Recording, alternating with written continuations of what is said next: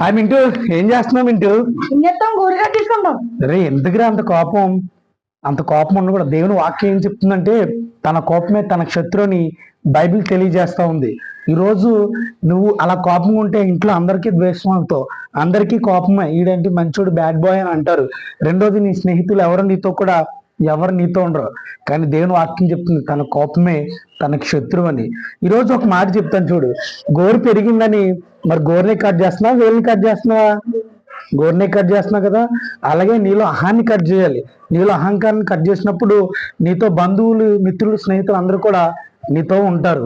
మన స్నేహితుల డే చేసుకున్నా కదా, మరి అది ఎలా చేసుకున్నావు? ఈరోజు నీతో ఉండే నలుగురు రేపు ఎవరు నీతో ఉండరు. అంత కోపం ఉండకూడదని బైబిల్ తెలియజేస్తుంది. ఆ కోపాన్ని కట్ చేస్తావు కదా, బంధాన్ని కట్ చేయకూడదు. నీలో ఒక కోపాన్ని, గర్వాన్ని కట్ చేసినప్పుడే నీతో అందరూ స్నేహితులు కలిసి ఉంటారు. అలా ఉంటావు కదా. తప్పకుండా క్షమిస్తాడు రా. దేవుని అడుగు, యేసయ్యా నన్ను క్షమించు ప్రభువా అంటే తప్పకుండా క్షమిస్తాడు.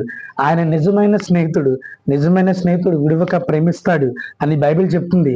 అంత మాత్రమే కాదు, తన మంద కొరకు ప్రాణం పెడతాడు ఆయన.